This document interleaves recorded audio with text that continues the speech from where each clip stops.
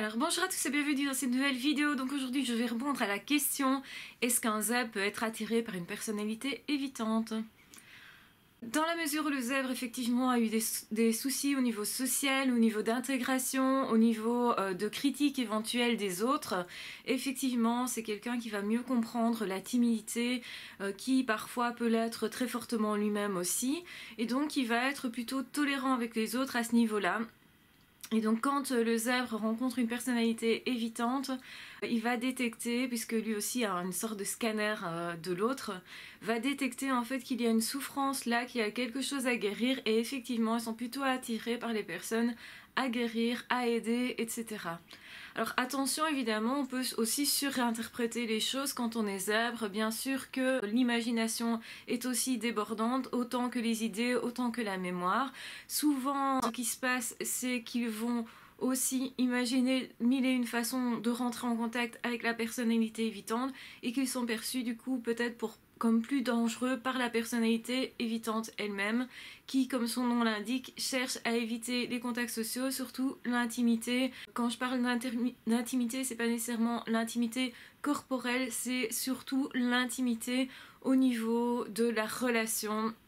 au niveau de l'intériorité. Donc la peur de se révéler est tout à fait compréhensible, puisque le zèbre lui-même a peur de se révéler, de se montrer tel qu'il est dans certaines circonstances et avec certaines personnes. Donc effectivement, ils vont plus facilement avoir de l'empathie pour ces personnes-là, plus être patient, et effectivement ça peut permettre à la personnalité évitante de venir plus facilement vers un zèbre si celui-ci est suffisamment patient, n'est pas dans le jugement, puisque lui-même en a souffert. Généralement c'est pas quelqu'un qui va passer son temps à juger les autres, à les critiquer, etc. Ce qui va très bien à la personnalité évitante. Attention que cependant le zèbre c'est quand même quelqu'un qui est plutôt cash, c'est quand même quelqu'un qui a besoin d'évoluer constamment, et donc il peut pousser aussi la personnalité évitante à évoluer, à se dévoiler du coup, parce qu'ils savent intuitivement que forcément c'est ce qu'il leur faut, et la personnalité évitante évite justement de se dévoiler, de se montrer, et donc on risque aussi de tomber dans une certaine limite, une certaine protection. Donc la personnalité évitante pourrait se protéger davantage de cette personne-là, puisque c'est une personne qui veut le faire évoluer, puisque c'est une personne qui a compris son intériorité, et que l'autre, la personnalité évitante, veut pas qu'on comprenne cette intériorité, qu'on le lise de cette manière, qu'on le lise tout court d'ailleurs. Et donc du coup, le zèbre peut paraître comme étant quelqu'un de dangereux, et donc la personnalité évitante pourrait éviter davantage le zèbre à cause de ça. Donc vous avez les deux cas de figure. Si la personnalité évitante sent une certaine attention de la part du zèbre, qui comprend tout à fait les problèmes sociaux, qui peut-être lui-même a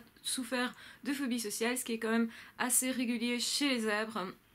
parce que justement il y a cette difficulté à s'accepter soi-même, puisque il y a cette difficulté justement de se laisser être vraiment vrai justement, et de se faire accepter dans de telles circonstances par les personnes environnantes, puisque si d'autres personnes environnantes, les autres personnes environnantes ne sont pas zèbres, ils ne vont pas comprendre ce trop, cette extraversion à certains moments, cette introversion extrême à d'autres moments, et donc ça prouve que l'autre tout simplement ne fonctionne pas pareil, que l'autre du coup va rejeter ce qui lui est étranger, et malheureusement le zèbre paraît être trop différent, et c'est pour ça généralement qu'il est rejeté. Donc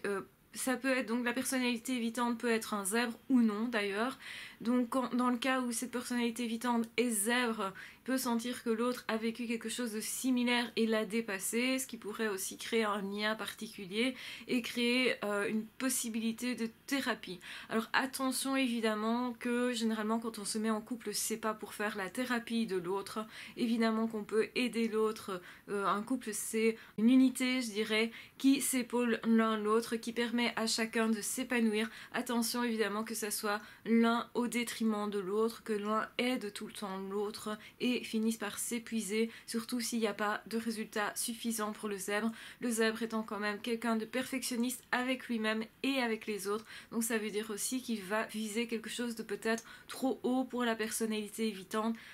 Si la personnalité évitante est vraiment bloquée dans ce fonctionnement-là, il peut ou elle peut rester bloqué très longtemps et reculer à ce moment-là, ou rompre la relation, puisque les personnalités évitantes vont rompre la relation à partir du moment où ça devient trop dangereux, trop envahissant, trop directif parfois aussi, et où simplement l'autre connaît peut-être trop cette personne-là. Donc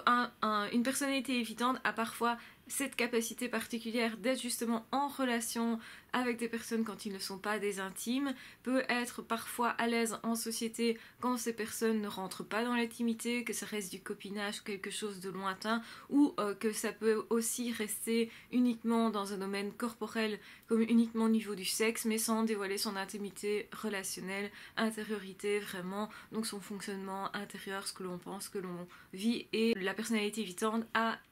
je vais dire, le mauvais côté d'être constamment dans les apparences, de se fier aussi trop aux apparences et de ne pas toujours comprendre que certaines personnes puissent passer au-delà des apparences comme le zèbre le fait et comme parfois le PN le fait aussi malheureusement. Donc les personnalités évitantes sont aussi sujettes à être victimes des pervers narcissiques du fait justement de leur manque de confiance en eux, du fait justement de cette blessure qui est encore ouverte. Le pervers narcissique recherche des personnes qui sont blessées et qui n'ont pas encore réussi à dépasser cette blessure-là, ou en tout cas pas suffisamment. Vont aussi utiliser, donc les PN vont utiliser la personnalité évitante en reprochant justement ce que la personnalité évitante n'arrive pas à faire, c'est-à-dire se mettre en lien, être à l'aise socialement,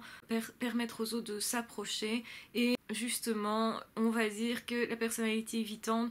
si elle n'est en rapport qu'avec un PN, ce qui est probablement le cas parce que les personnalités évitantes ont peu de personnes autour d'elles généralement, donc malheureusement s'il y a un pervers narcissique dans l'environnement qui lui est parvenu à dépasser les craintes de la personnalité évitante en se montrant suffisamment, donc en apportant de l'attention, mais suffisamment par petites touches avec beaucoup de tact, malheureusement la personnalité évitante aussi peut tomber dans le panneau du pervers narcissique. Généralement, ce que la personnalité évitante ne sait pas, c'est que c'est quelqu'un qui a beaucoup de sensibilité, mais qui la gère mal, qui a du mal à l'assumer, que cette sensibilité est donc un cadeau, que en fait l'intériorité est plutôt quelque chose de déployés. Autrement dit, ce sont généralement des personnes qui sont d'une grande intériorité, mais qui souffrent du fait de ne pas oser la dévoiler justement par peur d'être blessée, du fait justement que cette blessure est plus importante, du fait de l'hypersensibilité du coup. Et ça, le zèbre le comprend très bien parce qu'il fonctionne pareil à ce niveau-là, et c'est pour ça qu'ils peuvent se rapprocher et être éventuellement attirés l'un par l'autre, mais ce n'est pas toujours le cas. Comme je l'ai expliqué dans la vidéo, il peut y avoir trop de peur également. Voilà, j'espère avoir répondu à la question est-ce qu'un zèbre peut être attiré par une personnalité évitante? La réponse est forcément oui, parce que justement le zèbre comprend très bien ce type de souffrance, justement a vécu du rejet social, a eu certainement aussi par moments dans sa vie des phobies sociales, des difficultés sociales en tout cas, qui font que parfois il y a des choses aussi de l'ordre de la timidité, des blessures aussi qui restent encore. Même si le zèbre, lui, a quand même plus de capacité de résilience justement pour dépasser les choses, pour arriver à comprendre le fonctionnement, comment faire en société, pour quand même s'intégrer, même si ça ne veut pas dire nécessairement se montrer tout tel qu'il est, il peut montrer qu'une petite partie justement pour ça,